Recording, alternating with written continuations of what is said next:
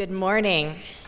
I can tell by all the green in the circle that there's a pretty good idea of what today is. What is it? You pinched a couple people. Watch out for Brooklyn. She's ready. We are wearing green because we don't want to get pinched. That's why we're wearing green. Yep. Every single day we wear green because we don't want to get pinched, right? No, today's a little different. It's St. Patrick's Day, and St. Patrick's is kind of a goofy holiday, and one of the funny things about St. Patrick's Day, one of the playful things we do, is say, if you're not wearing green, you're going to get pinched. Most of us don't actually pinch people, but I guess some of us do. Now, when I was in high school, this was one of my favorite days of the year, not because I loved pinching people, but because I was an Irish step dancer on an Irish troupe. And on this weekend of the year, we had all kinds of dancing to do. So we would dance with live bands, we'd dance in different places around our area, and it was so much fun. And I still enjoy it for those reasons, but I also appreciate this day as something more than a day to celebrate all things Irish, although that's fun. St. Patrick, who this day is named after, was a real person. And in our Mennonite faith, we see saints as people whose lives we can learn from. So they're people whose stories inspire us to live life more with Jesus. Does that make sense? St. Patrick's story that hopefully can inspire us to live more with Jesus happened a very long time ago. We think he was born somewhere around 386 AD. 386, like 386, and we are in 2024. So it was a very long time ago. And because it was so long ago, a lot of the stories about St. Patrick are what we call legends. So they're stories that have been passed on, and we don't try too hard to sort out the really strict facts from the stories because it's impossible to do that. So there are tons of stories about St. Patrick. We think he probably had a pretty comfortable life as a child growing up in Britain. And then he was captured as a teenager and taken to Ireland, where he was a slave. And he was a slave who herded sheep in Ireland for about 6 years. And after that, he had a dream that told him how to escape slavery.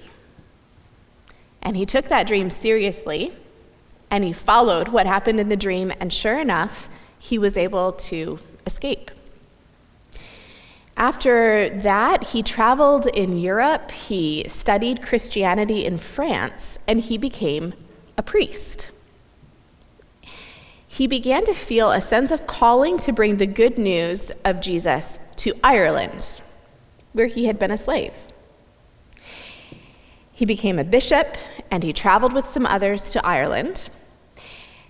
And sometimes when people would travel to a land where people didn't yet know about Jesus, they would do some things that were violent or unkind to try to convert people to Christianity, to force them to believe.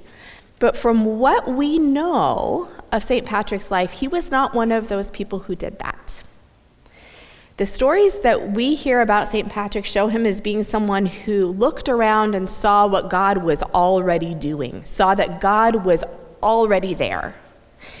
He saw that God was in the celebrations that people had. He saw that God was in creation in the beautiful land. And he shared about Jesus through helping people to understand what they already knew differently, which is a little hard to comprehend.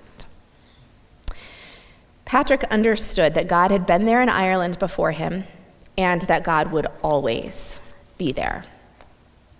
So St. Patrick is still looked to for inspiration in Ireland, and there's a picture we have In just a moment, we'll have it. There we go. That's Malachi and Zeph in front of St. Patrick's Cathedral, which is in Dublin. This cathedral has a mission, and their mission is to be a house of prayer for all nations. So people come from all over the world to worship there. And in that worship, they try to help people encounter the holy mystery of God.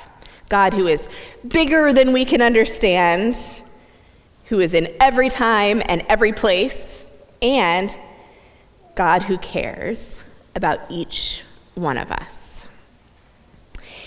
In the courtyard of this cathedral, there's a plaque. We have a picture of the plaque here. It says, "Near here is the reputed site of the well where St. Patrick baptized many of the local inhabitants in the 5th century AD. So in the 400s, right near this spot, is where St. Patrick, we think, baptized people. The Irish still understand God to be big, vast, and also right here beside us, caring about each of us.